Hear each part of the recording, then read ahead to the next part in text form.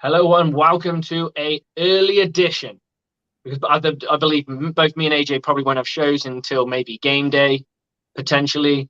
So we're going to see out the new year, and we thought we'd give you just a little bit of a new year present. We're going to talk about the Carolina Pussycats versus our Tampa Bay Buccaneers, and I'm joined by my bro host, Mr. Buff Curry, Mr. AJ Turner. Flex those guns, baby, flex those guns. Yeah. Oh yeah. Oh yeah. How you doing tonight, brother? I'm good. Just you know, just thinking about it's so crazy to believe that this is the playoffs. This is literally the playoffs. The Bucs win this, they're in the playoffs. If they don't, I don't think they're gonna win. Like you had told Bucs goes Monday, they lose this game. You lose this game, you could whoop on the Falcons, like you said, 75 to Don't matter. nothing, and it means shit. And knowing the Saints, just because they are petty and they hate us, they'll tank just to get the Panthers to go into the playoffs. There is no you. If I'm the Bucs, you put all. Let's talk about it. You put everything you have into this game. You come out with so many designs and be creative that you just there's no reason to hold back. There's nothing to hold back. I don't care if they go, we're saving some playoffs. There's no reason. If you lose this game, you don't have to worry about the playoffs.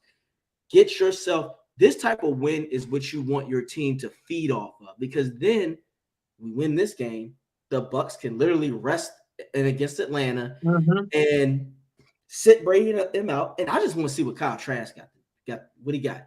If he's garbage, he's garbage. If he has potential, let's see it.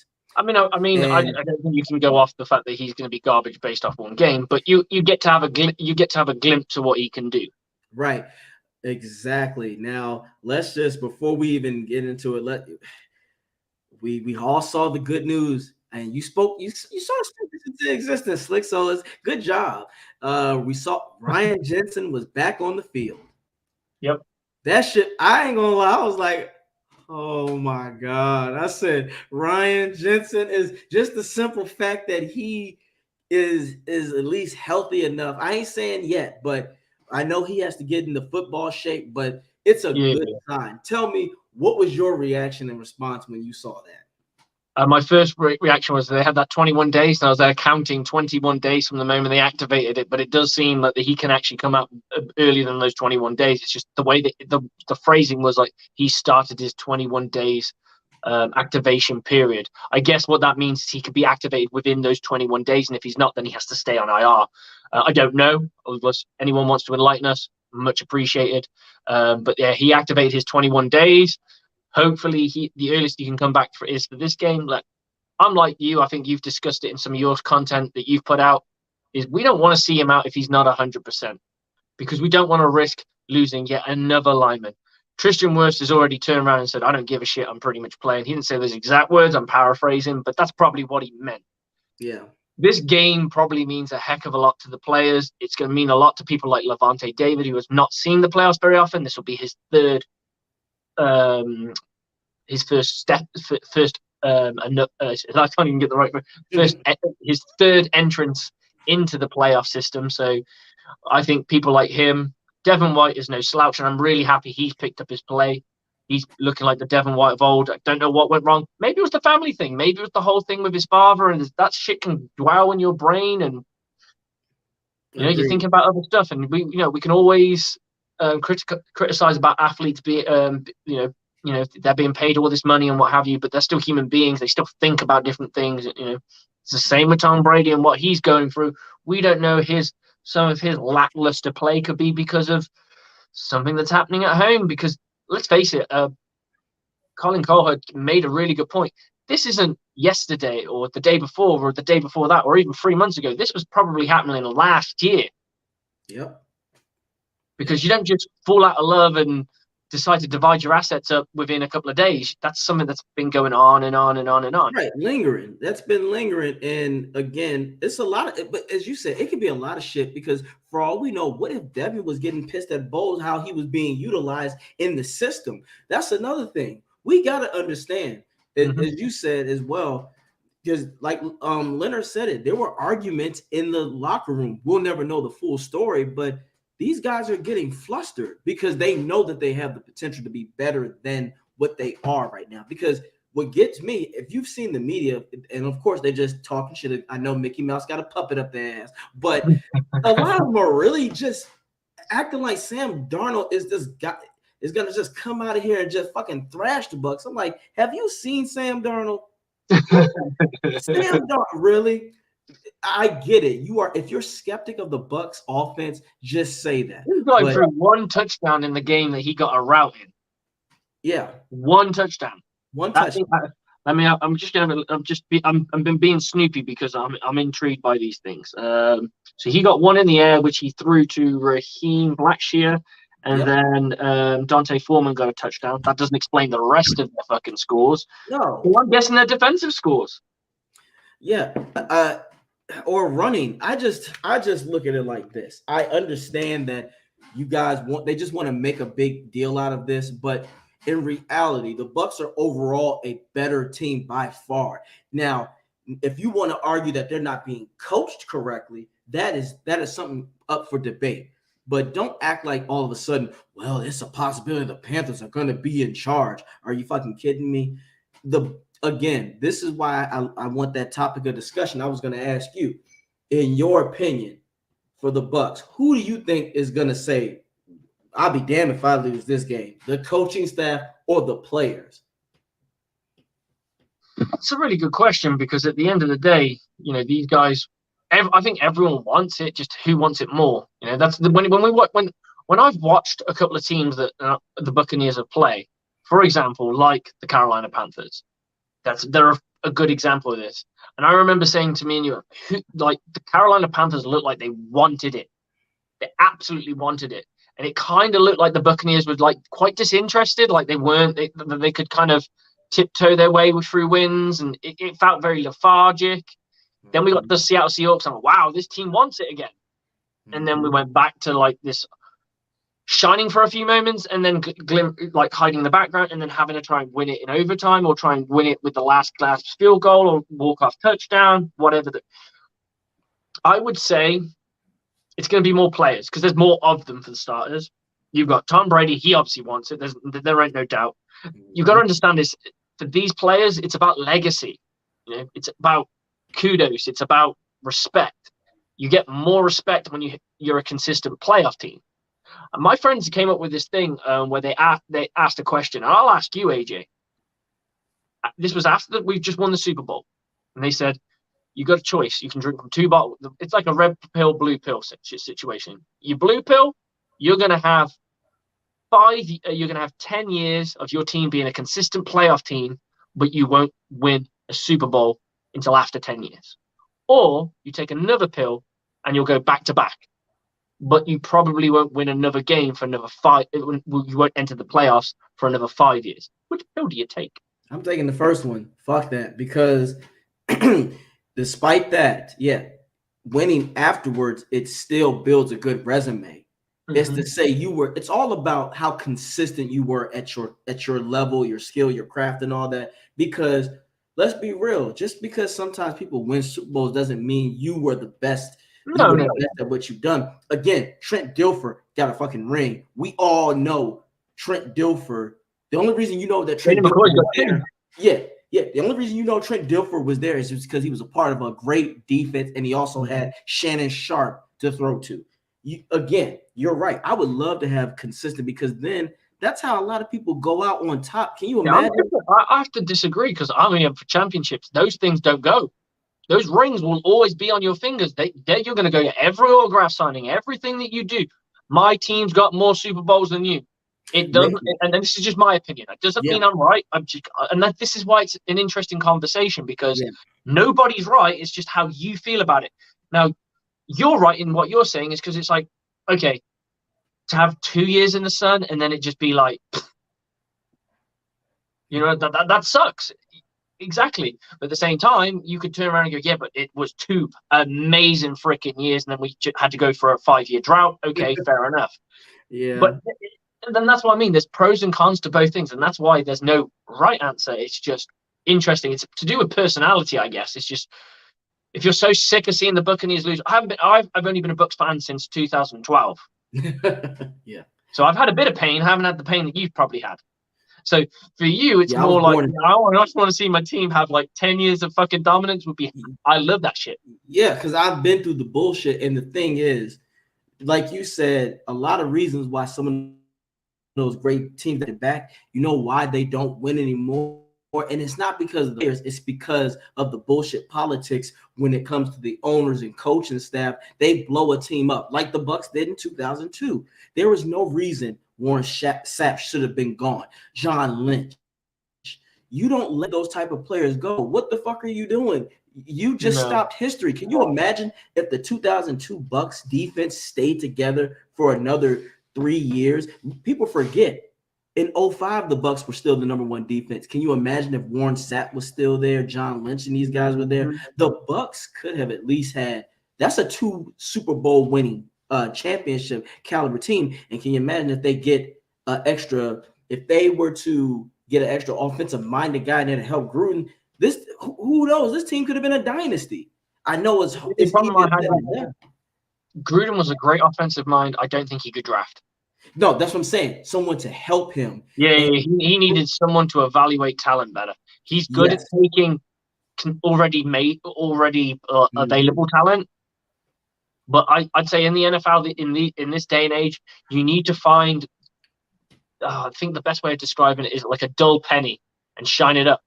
Yeah, that's what you need to find, because you can go after go for the jugular and go and get like a really expensive player, but you can't pay everybody. That's a fact. We know that. That's not how it works. The Buccaneers are blessed to have the roster that they have, but we're manipulating the cap like no one's business, just like the Saints have been trying to do. It will catch up with us eventually, and we will have some times where it kind of sucks for a while, because that cap will catch up with you. But every year the Saints seem to make it all go away. But you do have to get rid of some pieces. Yeah, well, the Bucs still have the talent and the pieces of now to do so, like you said. But a lot of it has come through drafting. We drafted Tristan Wirfs. We drafted Mike Evans. We drafted Chris Godwin. You drafted Levante David. You drafted Vita Vea. You drafted Antoine Winfield. You drafted Edwards. So I'm gonna tell you right now, that entire defense is pretty much drafted but one player, isn't it? Carlton Davis, Sean Murphy. The only one who wasn't is Keanu O'Neal and Logan Ryan. But they're not starters. They're not right. So that is my point. I love Jason Light. People can say all the shit he wants about that YO pick, but you cannot deny that man. He has a knack for picking people. And remember, he's one of the ones who brung Brady here. So Jason Light, he knows his draft. Now, you know what the Bucs problem is? It's the coaching that fucks it up. The coaching is not in sync. Can you imagine if a coach had the same sort of belief mindset as Light does and his players? Oh my God, the Bucs would be a dynasty. I'm gonna tell, and I want to go back to what you said about Brady. I'm gonna say this right now, and I'm speaking this to existence. If the Bucs win a Super Bowl this year, Brady will be back. You don't leave. I think he'll retire. I think he'd retire, but I don't think so. You know why? Because he would want one more year to go back to. He wants to get that three-peat. Yeah, well, he wants to go back to back. He wants to win back to back. And again, you think if he wins this year, the Bucs win this year, and he says, "I'm coming back," but Byron got him. The Glazers are probably already going to kick Byron out anyway, but. They're going to say, Brady, if you want to play one more year, here's an idea for you. Wouldn't the smartest thing to do right now for this Tampa Bay Buccaneer football team, he's going into the Ring of Honor, wouldn't the smartest thing to do is let him go? Because it's kind of a shadow that's over Coach Bowles. Don't get me wrong, Coach Bowles might be absolutely happy with the way things are. I don't think he 100% is. I think he thinks there should be other things that should be happening. But he has less control of the offense, and I think he's happy with that, because I think I've watched interviews and I've read stuff where he has said categorically that his biggest problem in the Jets was he was so worried about the offense that he didn't give the defense its love. At this time, you can see that he's only given a shit about the offense, which kind of worked. Everyone's like, well, this is good because Tom Brady and Byron Leftwich, we're going to have this brainchild of these two guys coming together, coming up with this kick anyone's ass fucking offense. And it hasn't happened. It obviously hasn't happened. Yeah. Is that just because of Byron Leftwich? Is that because Tom Brady's arm's a bit weaker? Who knows? Honestly, the worst thing that they're doing now is if it's Tom Brady's arm, you're not helping him by making him throw comeback wins all the time. But we need to establish a run. And the thing about everyone talking about us having a dominant, trying to build a dominant run, we never had one, even with the offensive linemen that we had. Like, I know that we were a pass-first team. We always were. That was the whole vibe. But no one got 1,000 yards. They probably could have, but we never had any like superstar rusher in the 2 years that Brady was here because we're a pass-first team. So this team is built to pass the football. Amen. Bo's got to get out of his own way. And the problem with it is he is still in his own way. Despite all that, we can see this is what pisses Bucs fans off. You have yet to make any true changes or any adjustments. Okay, show the defense more love. Okay, if you feel something is wrong, you got a brother in Bruce Arians. Mm-hmm. Get up there and get him. Now, this is something else I would love to say, Arians, if you're not going to help, you need to leave because you're part of the problem and not a solution. Again, if I'm the Bucs now, and I know Byron wouldn't do it, but let your ego get out of this. I would be like, Arians, how about this? How about you come down one good time for old time's sake, since you are in the Ring of Honor, and you help me with this offense. You help tell me the certain play calls. If I'm Arians, can you imagine that? Arians coming down saying, okay, this is what we should call. This is what you should do. At least half of the plays. So if they run 40 plays, he could do 20 of them. Oh my God. Can you imagine that? Mm-hmm. That would be a story. I would love that because he would know what to do. He would tell them how to take certain shots. He would tell them to be a lot more, because this game right here, if the Bucs play conservative on offense, they're done. Yeah. They're done. This is a good defense. This is a good defense. You take advantage. And again, for the Bucs defense, they're going to do their job. But I want to see more interceptions. I want to see that. And the way that will happen is if you do more man press coverage. Because let's be real, what's keeping Carlton Davis from being a complete premier shutdown corner, he got no damn hands. He can't pick a ball off unless it literally falls right in his hands. He does drop it. He's hot hands Hayden Carlton. There's a reason he's a DB. It is the traditional one. He can't catch. The ball is in your hands, and this is what he does. But he can jam and he can tackle. But this game, back to my previous question I was asking you, I do think the Bucs players are not going to allow this, and they're going to do it by any means necessary. And I wouldn't be surprised if this is an era where a time where Brady might say, to hell with this shit if you give me bullshit. Like, let a few plays go wrong and the Panthers start getting momentum. The players are going to say, oh, hell no, coaches, we got this. And I think you're going to see that more from the offensive side of the ball. I think they're pretty comfortable with I think they're pretty happy with what gets called with Coach Bowles. Especially, I wouldn't say I know because obviously I'm not in the room, but I've seen stuff from Levante David. His love for Coach Bowles is massive. Like, it's just insanely high. Yeah, and all of them, you can see it. That's the one side of the field you can say. Like, even with all the injuries, with Vita Vea gone here and there, he's been like in and out of the lineup. With Antoine Winfield in and out of the lineup. With Edwards in and out of the lineup. With now Jamal Dean in and out of the lineup. Colton Davis had a spell where he was out. This defense, other than a few, maybe 4 games, where they were going up again. Other than you take the Carolina Panthers game away, that's probably about three to 4 games where they got rinsed and got abused. Yeah. And every team's gonna have that. No team's gonna be like, in this day and age where it's pass happy and all the rules kind of favor the offense now. You're gonna get those, I wouldn't say blowout games, but you're going to get those games where the defense isn't as dominant. They do kind of give up some plays. But for the most part, it has been a solid defense. In fact, I would say this is probably the best back-end defense I've ever seen from this Buccaneers secondary. I agree. Oh, 100%. And they Bowles. Everyone used to tell me, oh, guess what? The pass rush will sort that out. We don't have a premier pass rush at the moment.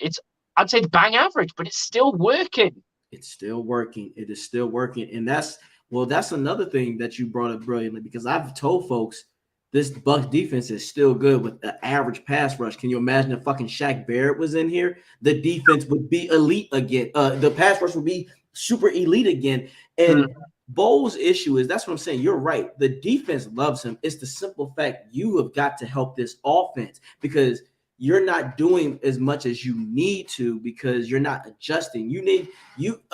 Bowles, if you know Byron is fucking up, it's okay telling him, hey, you got to get your shit together. What's going on?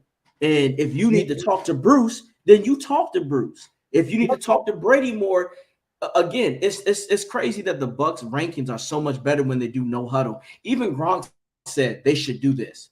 The no huddle is catching people off. Can you imagine if let's say every once per drive.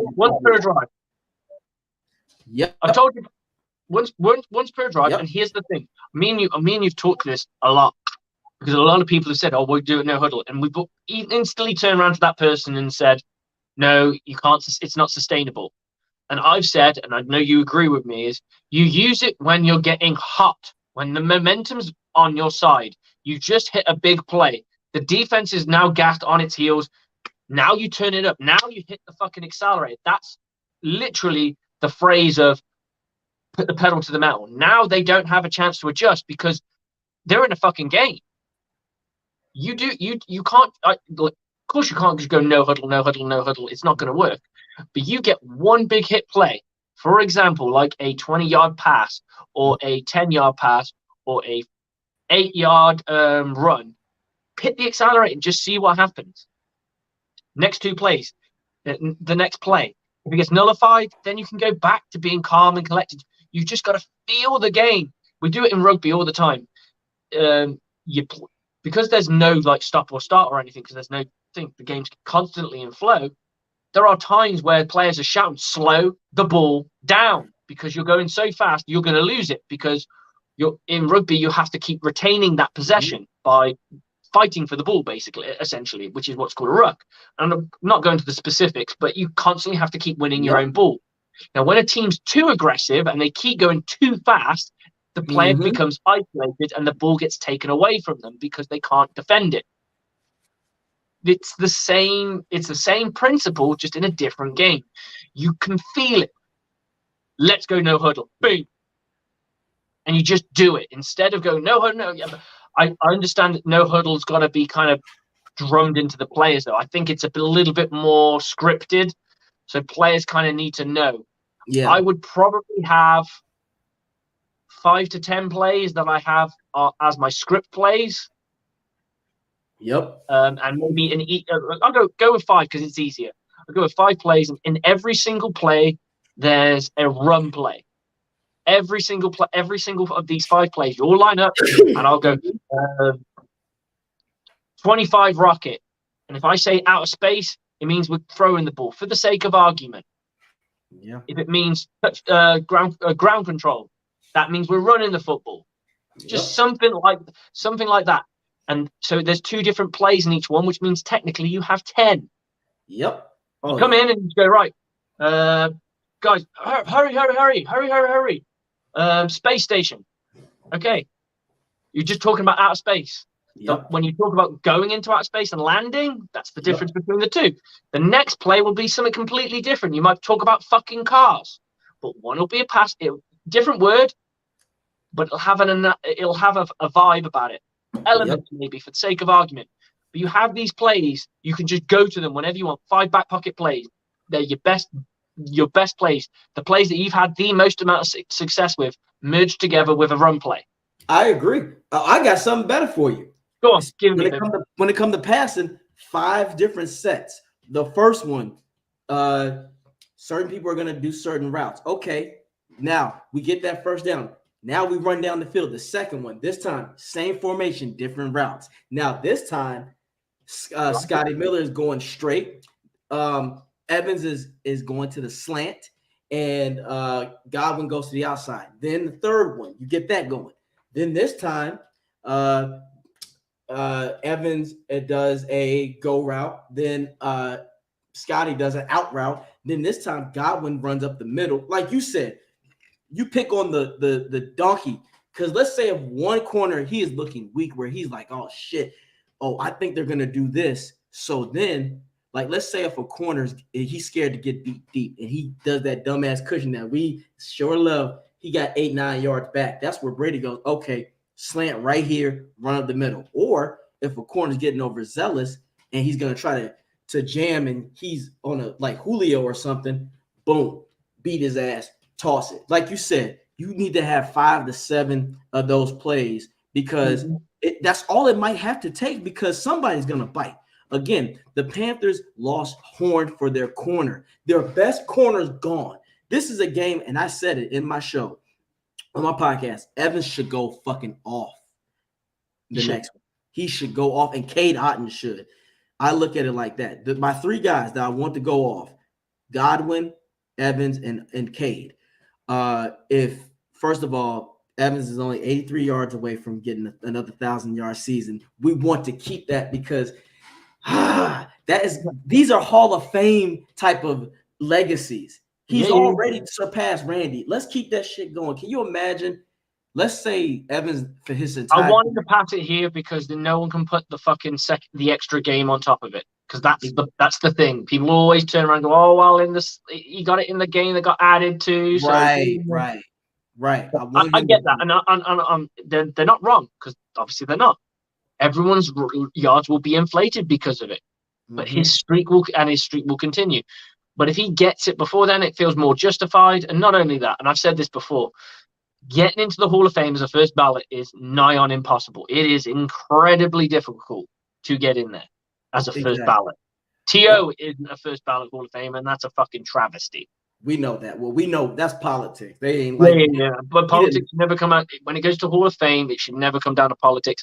We know it kind of has to, because I think if they knew what Brett Favre was doing in Mississippi, he probably never would have gone there. He probably never would have gone. A lot of those guys, if they knew who they actually were as people, we'd be like, oh shit, we might have to even don't even acknowledge he played. But he wasn't. The thing about T.O. was he didn't like. It was more of like he didn't like to play with others, and like he was a bit hard to work with. And just an opinion. It's not like he was an asshole to like people in general. Like it's not like he was a scumbag person. No. And I think that's where it irritates me, because it's not like he's done anything political. It's not like he's done. He was just a little bit hard to get on with. Well, okay. Well, he's a diva wide receiver. He also expected high intensity of everybody, and I can respect that as a player, because if I don't see, I'm giving my all. You want everyone else to give you all. Yes. If you're not on my level and you're not trying to be, and you're complacent, then what the fuck are you doing? Because I'm gonna tell you another receiver that had the same attitude as T.O., but they just sweep it under because of his status, and he also had a chance to play with 2 great Hall of Fame quarterbacks. You know who I'm going to? Jerry Rice. Yeah. Because Jerry Rice was a dick to people. Ask Dion. Jerry was an asshole to a lot of people. He was an asshole when he was on the Raiders, but because of he expected the greatness out of you. And look at it. He has never played with a sorry quarterback in his life. Joe Montana, arguably the GOAT of quarterbacks until Tom Brady. Steve Young, another Hall of Famer. Rich Gannon, he's not a Hall of Famer, but in a couple of years that he played, he was lights out for sure. Exactly. Now let's go to T.O.'s quarterbacks. Jeff Garcia had a good career, but at the most, he was a B average quarterback. Now let's go to Donovan McNabb. Now you want to talk about a diva, that chunky soup eating, lazy, lame ass. Sorry, it's an excuse. No passion, no nothing. Ugh. Then you had Tony, I can't get it up right, Romo.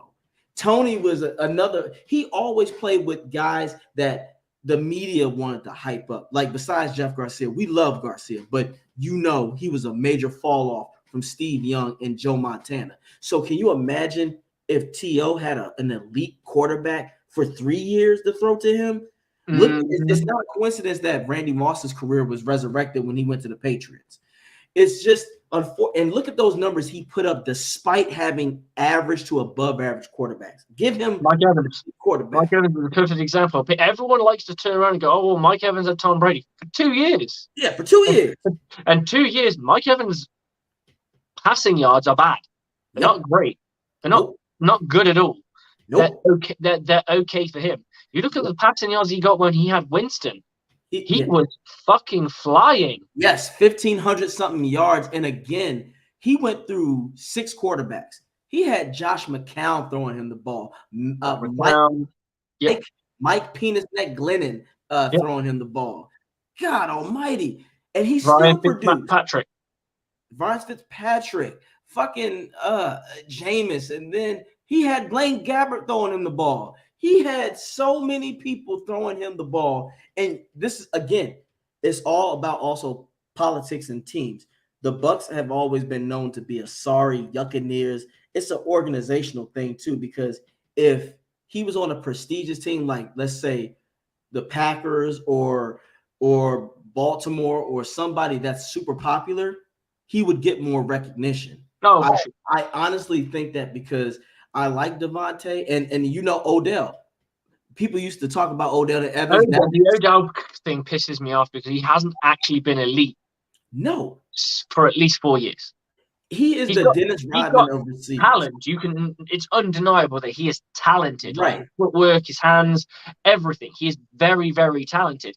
But he hasn't put up numbers. Nope. In fucking forever. We can blame Baker Mayfield. We can blame all this. We can blame whoever you want. It doesn't matter.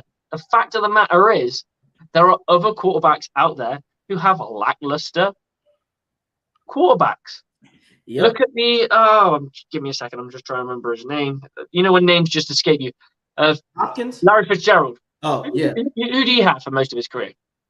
Carson Palmer? Maybe. No, he didn't. No, he had Matt Leinart. Have Carson Palmer, but not for long. Yeah, he had Matt Leinart throwing him the rock. Exactly. He's had a bunch of guys here and there, yeah? The best person he had was Kurt Warner. And then probably Carson Palmer towards the end of his career. He hasn't had a consistently great quarterback for a consistent amount of time. And he is one of the greatest of all time when it comes to that position. Oh, absolutely. He probably won't be a first ballot Hall of Famer because he doesn't have a ring. I'm telling you, it's one of those things. The wide receiver position is an extremely difficult one to become a first ballot. I agree. I do think, but now if Evans fuck around to get 2 rings, that will be hard to deny. And 1,000-yard season. Here's where I think it sets up for him. If he can continue this streak, now if I'm Mike Evans, I'm going to continue if he went, let's say for the sake of argument, let's go into a fantasy world, Buccaneers, bring it all together, they go off in the playoffs, he wins himself a Super Bowl. I believe that Mike Evans will probably play for at least 2 to 3 more years. Let's say he gets his 1,000 yards in every single one of them and he goes, bye-bye, I'm done. I've achieved everything I can achieve. The allotted amount of time it takes to join I think, is it 4 years? Yeah. The game? 4 years. 4 years. 4 years out of the game. No, 4 to 5 years, I think. I think it's 4 to 5. Okay, 4 to 5. Let's go with 5. It's going to take a lot longer than that to anyone catch up to his streak. Yep. A fair assessment. Because he's now this will be his 9th year of the streak. Yep. So we add 2 more years. So he's got a 12-year streak. 12-year streak from rookie 2. There's only a couple of players that are currently in play for that. Justin Jefferson, Jamar Chase. There might be 1 or 2 others. But they won't get to the 12 by the time he is Hall of Fame eligible, which means you automatically should put him in. You can't say, oh, this guy might make something. No. This guy's already done something. He's achieved something that no one's ever done. And if he has 2 rings on top of that, and again, it's not 100 touchdowns. Yeah, exactly. Oh my, his touchdown. I've looked at his touchdown ratio. It's compared to everybody in his draft. It's not even close. He's the lead. I believe he's the leading touchdown receiver. Yes, he is. Out of his drafting class, he's the leading. And remember, I thought Odell was going to be better. I asked those people now, Slick, they can't even mean it. I'm like, how'd that work out? Y'all thought because he was in model magazine covers and shit. See, again, when you're outside of football, that's where I can't respect people because now you're talking about something that has nothing to do with the game. I don't care that he was this person off? What did he do on the field? And again, like people say, well, look who he had thrown to him. I'm like, it's still Eli fucking Manning. That was better than who Evans had until Brady got there. Again, so Mike Evans live right now has the second most touchdowns in the NFL all time. That's currently still in play. Well, damn. Devontae Adams has surpassed him. So at the start of the season, he had more. Okay. He had the most because of Gronk retiring. That put him in the number one slot. Now Devontae Adams has that piece because the difference between them is he's on 78 and Devontae Adams is on 85. And I believe Devontae Adams has been getting touchdowns left, right, and center. Well, I honestly, people can say Devontae's better. I just say he just had an opportunity to have Aaron throw it to him more. That doesn't always make you better because look at how he is now. Derek Carr is benched and all this. People don't realize it really depends on what team you're on. Because can you imagine if Evans had, like, if Winston could cut down on 50% of his interception rate? No, give him 75% of it wouldn't be that bad. I mean, you take away the 30 season. Right. But that's what I'm saying. Evans never had that guy to always, besides Winston, to be like, we're going to just get it to you. Because you're like that. Devontae and them had that. But here's the funny thing. Out of all of them, Evans still got a ring.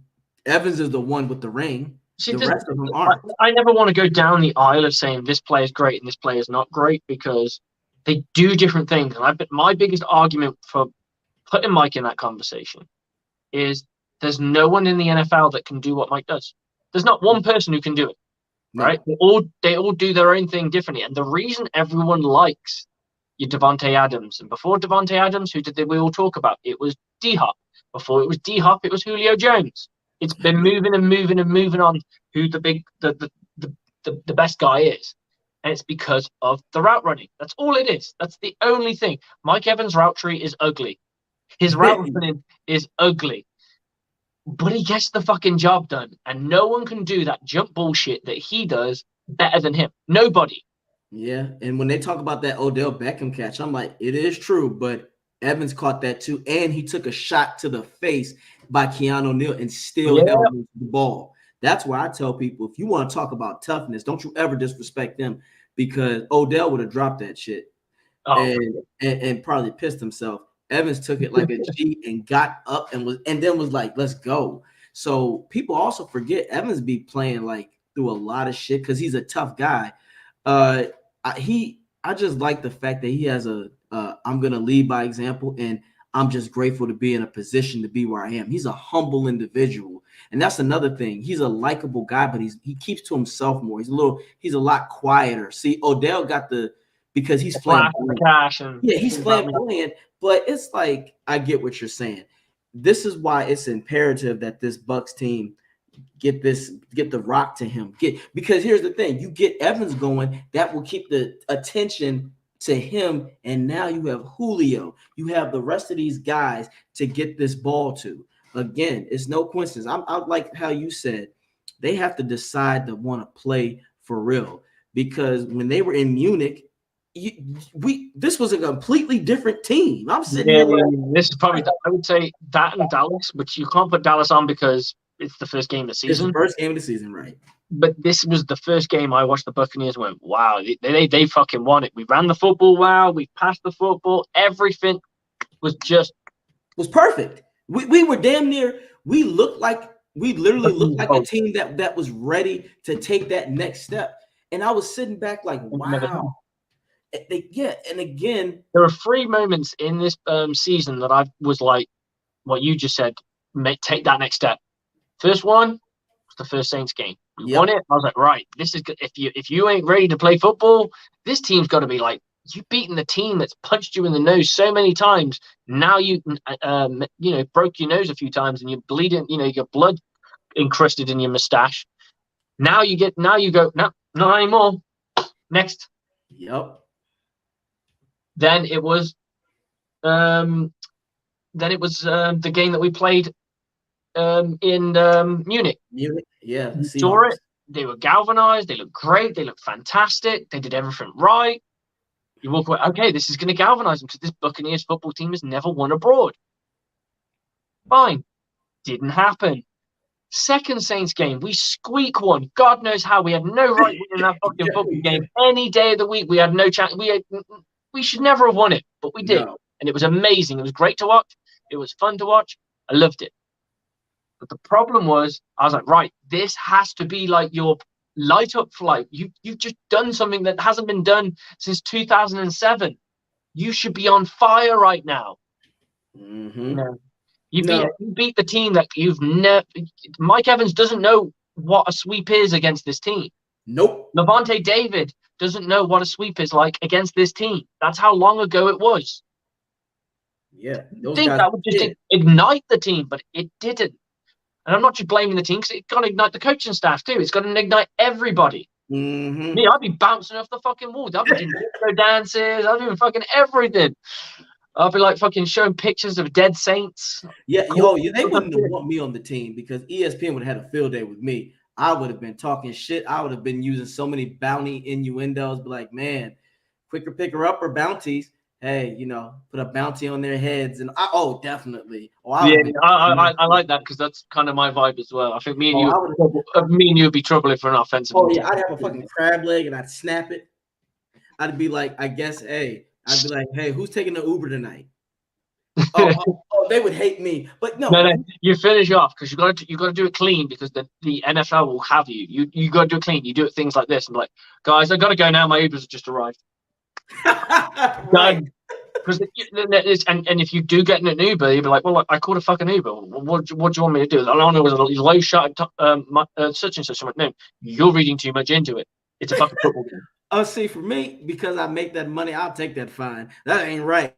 I'm like, you know what? The Glazers will probably put it right back in my pocket. But you are right, though. I think what you said that I really enjoy is that I think Byron is a victim of his own false success. He'll see Leonard make a run for like 10 to 15 yards, and then in his mind, oh man, see, I knew it would work, guys.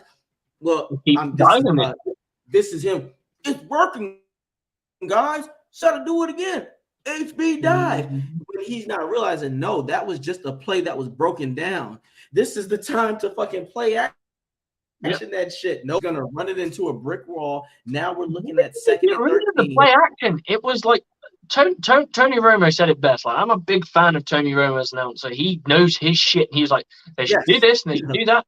And weirdly enough, it fucking worked. And as soon as it stopped working, they're not doing this and they're not doing that. That's why it's not fucking working. And I'm like, if he can fucking pick it up, how the fuck is nobody else picking this up? And guess what? He's just tied the entire nation what you're doing wrong. Yep. That was America's game of the week, I believe. Yes, I remember. Even Collinsworth was saying, Bowles, unleash Brady. Why are you running so deep into the – I understand you have Walton, but again, this is where you adjust, roll out, make him run to the right side where Wirfs – okay, now, side note, Wirfs had a tough night, but he toughed it out, so I'm cutting him some slack. But you got to design. You got to give anybody coming back. In my opinion, anybody who's coming back from injury, you got to give them a bye for at least 2 weeks. Right. Unless, otherwise, you got to turn around and dude, if you can't do it, just step out. But we don't know what's going on behind closed doors because we know that these guys want to play. We know these guys want to help their team, and sometimes they are the best option. So you can't turn around and go, it's his fault, and it's like.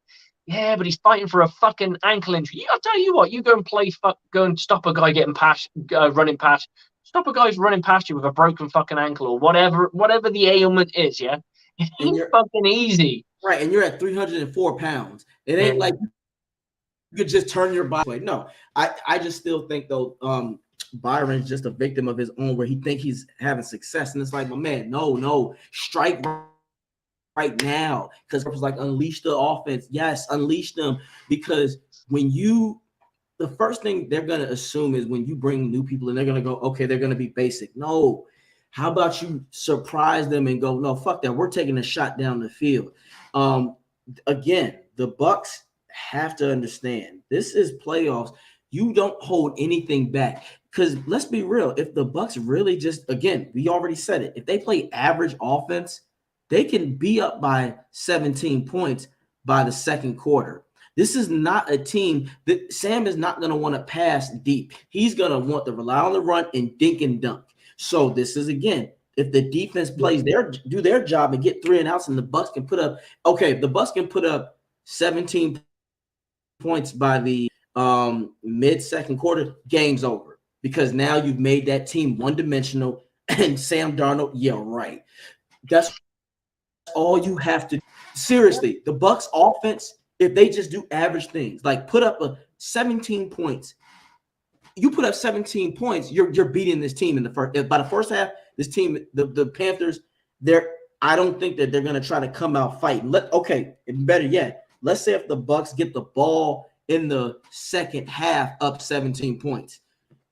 The Panthers are going to lay down after that, because then they're going to be like, there's nothing we can really do to really – you don't want to keep this game close. You keep this – that's where you give – the air will go out of the balloon if you get to 17, and then on your first possession in the second half, you go, another touchdown. That's when it's like no team starts to believe, because now it's like the points are too far ahead. That's what I'm saying. And time's elapsed in the second quarter. So if you're not – like for me – one thing I always like I always love doing on Madden or whatever video game I'm playing is when you're lucky enough to get that bang bang play just before halftime and just after halftime, because that's all of a sudden it's a 14-point deficit and you're like, holy fucking shit, how do I beat this? Yep, exactly. You make them one-dimensional. You make them panic. But I'm saying if they go into the second half 2 possessions down, and then you can put it up maybe 3. Now, what do the Panthers, like you said, the Panthers already know they're not a team built to come back from anything more than 13 points. They're going to go, fuck it. We're going to shut this down. Our season's shot now. But what you don't want to do is how the Bucs went in against the Cardinals. If they're only down by 3 or it's tied, then the Panthers will go, no, we can play upset special. That's where those – because you're not out of the game. You're not out of the game until it's more than 2 scores. Right. You want this team to be down 2 scores to where they go, fuck it. Hey, guys, I'll see you in Tahiti next month. You want them to go, hey, guys, not even next month, because the game is technically next year. You want them to go, I'll see you guys in Tahiti in 2 weeks. Yep. 2 weeks. 2 weeks. Get this shit done. Put them away early.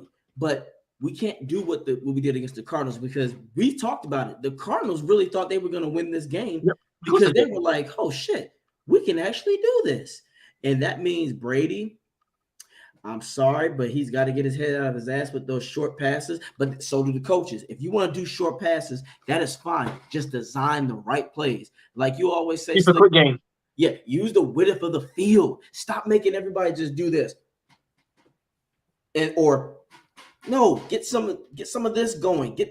Make it less predictable. 0-yard plan if you want to make it quick. Yes. 0-yard slant. If someone's playing off,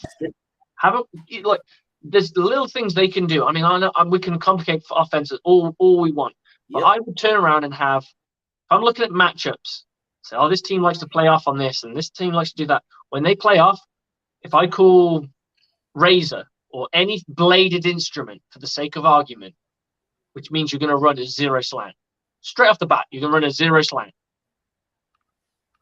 You have nice separation between your slot and your wide out. So it means he's got space. So you just literally go done, and then Godwin's going to eat on that all day. Exactly. Gabe will eat on that all day, and then you can start. And then once you've got a couple of those, that defense is going to start coming down. When they start coming down, that's when the bombs will come up. When bombs can go off. Agreed. But we try to run them out of that. And it doesn't work, because when your front 7 is able to dictate the run game, except for like a few plays, we did have a few plays. Obviously, he had 90 yards, I think 80, 90 yards rushing. Yeah. But his average was like 3.7 or something like that, which is nowhere near as good, not good enough. When you do things like that, you're not forcing the secondary to come down, because they don't feel like they have to run support. Nope. And that's why you have to be dominant in your run game. We weren't dominant in our run game. We had chunks of domination, but it wasn't enough to make them go, we need to adjust. No, not at all. If you go, oh, we gave up 2 yards, we gave up a yard, we gave up nothing. We gave up 2 yards, and I'm talking the rushing game. We gave up 5 yards, we gave up 8 yards. Then we gave up nothing, 5 yards. Nothing, 3 yards, 7 yards. That shows you that you're not dominating the run game, but you're in control of it to a degree. They have more control. They have more to control, but then the coach is living off this run game that's not actually really there. It's kind of there, but if you're smart enough, that's when you put your play action in, because they'll bite on it. He's going to run again. Amen. I'm setting you up. I'm gonna fuck you up with the pass first, because then first fucking play. I gave you my fucking play, bro. Yep. If my first 5 plays are passes, that means and we're moving now as a defense. You have to that and go, okay, we can't load this box, spread it out a little bit. Okay, now you can run it. Now, if they like to do that HB draw shit all the time. Now is the point to do toss that. It. Yeah. Or toss with Rashad White. With his speed. I wouldn't give it to Lenny, because he's more of a power runner. He's more like a LeGarrette Blount kind of style of running. He's he's more between the tackles, and he's running up. He's hard nosed. But someone else, and like you said, there's no reason this team can't go into a 2-back set. Oh, I told you, I'm putting Leonard at the fullback position and Rashad at the HB. And Rashad, we know he can chip. And if he is struggling, the easy thing to do is stick O'Keefe there. Exactly. He's gonna gobble. He's gonna eat people alive. But I like split back. I like split back because you don't know which one's going to get the ball. When it's I formation, you know one's the fullback and one's not. When you have them split back, you can do all sorts of crazy shit. Right. It's a little bit more. Yeah, I agree. Especially in the shotgun, I would have Leonard and Rashad, and you switch it up. Be like, okay, Leonard, you're chipping on this one. Rashad, you're going out. Or Leonard, you're going to pretend you're chipping and you move out. Rashad, you're going to be the actual chip blocker. Boom. Again, you make this defense go, what the hell are they doing? You want them to go, uh-oh, I don't know what they're doing, coach. Me and you have spoken so much about this. I've just explained to people how the whole double team works. So you have, like, let's say for the sake of argument, it's your left tackle. Your left tackle is in with his guy. He's locked up. What you do is you go in, you shore him up. And the whole point of a double team, and I'm explaining this to people from a simplistic point of view, the goal of a double team isn't just to take one guy out. It's not. The goal of a double team is to allow the main blocker to get what's called a solid base block. Solid base block. That's all you got to do. When he's got 2 people, one shores him up. Once he's got him, he's like, yeah, thank you for that, boss. He goes to second level. Always to the second level. No one just double teams one guy, because it doesn't work. Because you're allowing the linebackers to be untouched. You're allowing the secondary to be untouched. If they're reading properly, they will come down and make the plays anyway. You might get an extra yard out of it, but you won't get much. I agree. No, I agree with everything you're saying. And this is why we definitely, I honestly think that if Byron uses more chip instead of always having Lenny go out, that will also make the offense predictable as well. Because now, what about go in and instead of release, like go and chip, and instead of releasing for the second level, you release to gain yardage. So it's almost like a delayed block. And if your cat has got his block, you don't need to help him. So you just release. You give the facade that you're releasing, so you scrape off that guy's ass, and then you break into the flats. Job done. Yeah. I just it's the exact same thing. It's the exact same thing I would do with our tight end. Our tight end will go up, and it all depends on where the outside backer is. If the outside backer's got leverage to his inside, then he's going to go up. He's going to play the hands as if he's going to block him, and then he's going to release inside.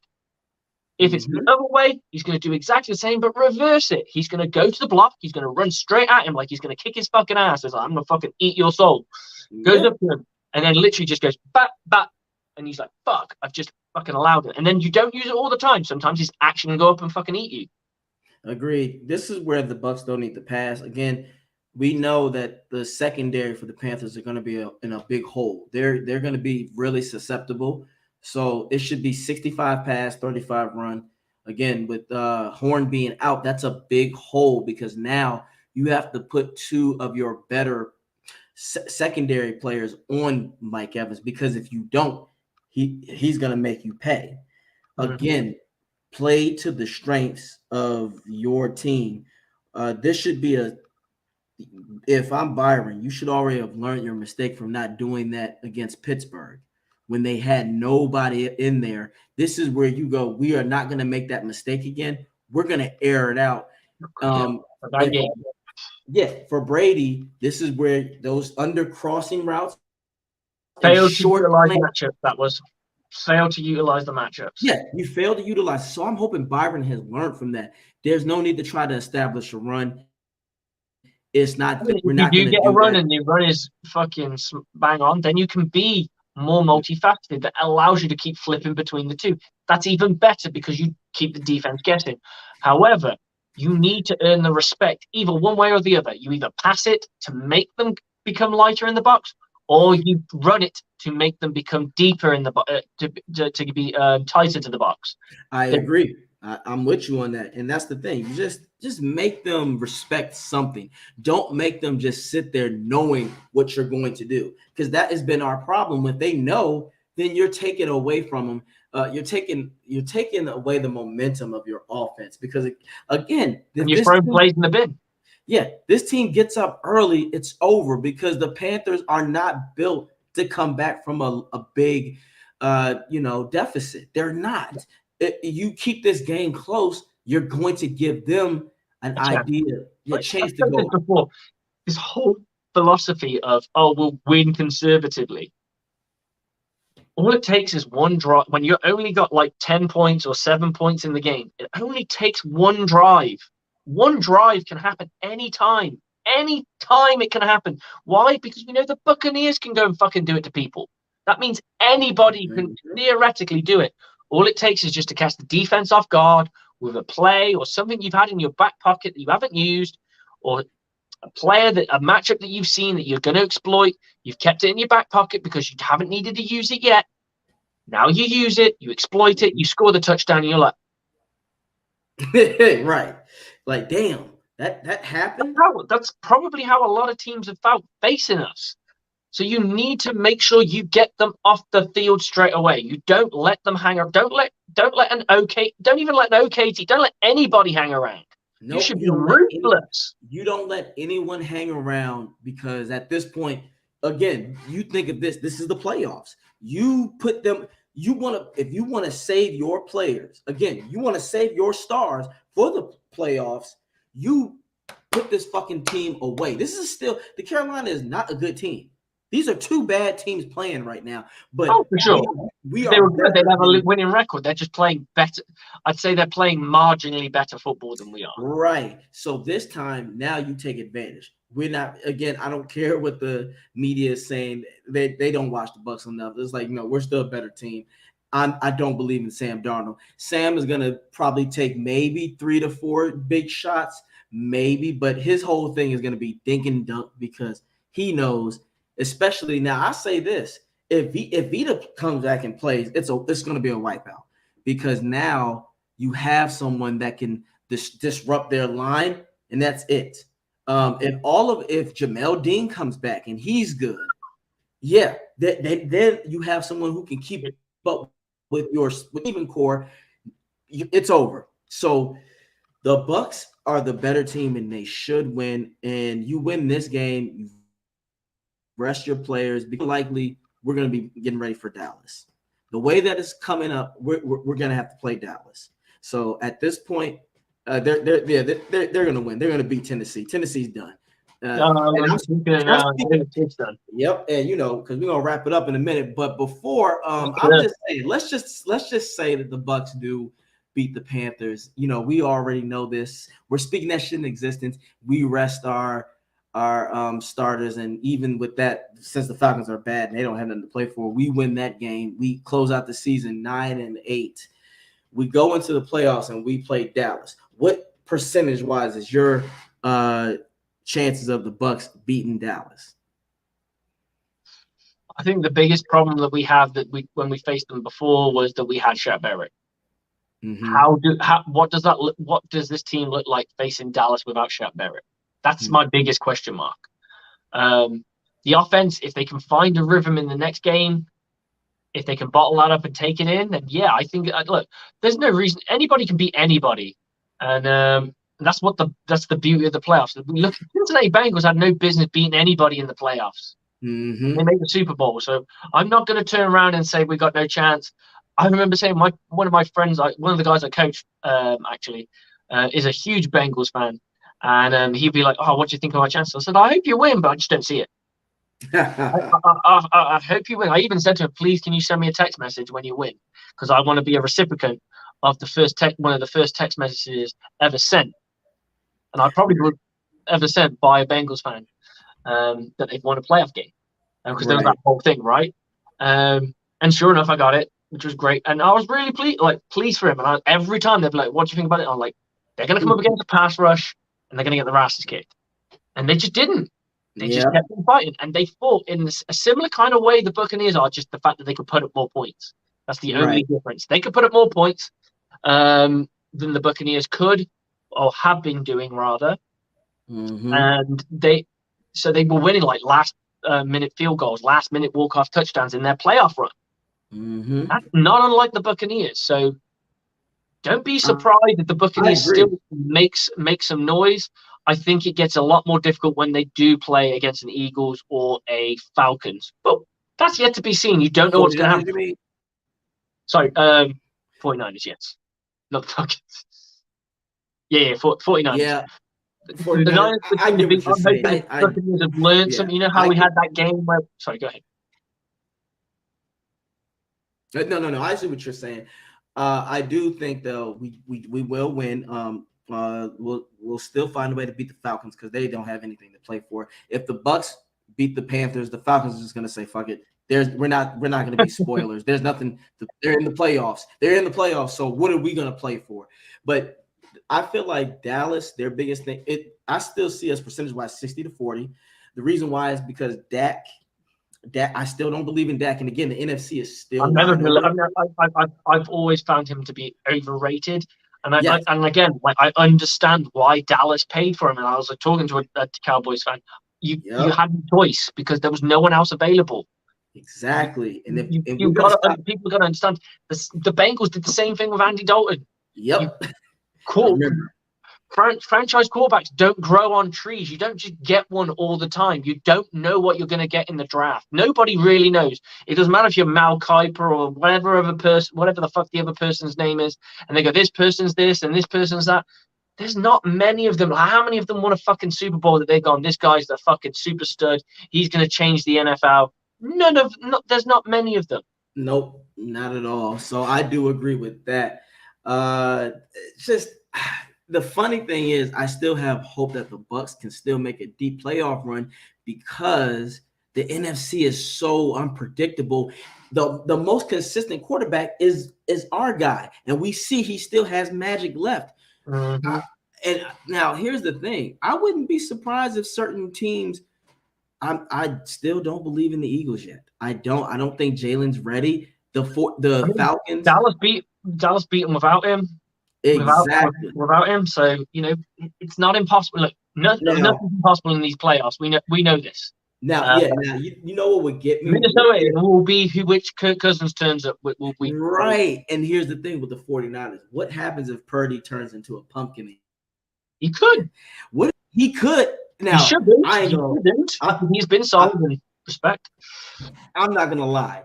I would fucking the Bucs. I ain't gonna. If the 49ers lose the first round, the Bucs are going to back to the Super Bowl. I say this because that is the only defense that I'm scared of. They can match us on our offense. However, if they fuck around and lose, like, let's say if the Vikings or somebody just fuck around and beats them. Oh, I'm definitely.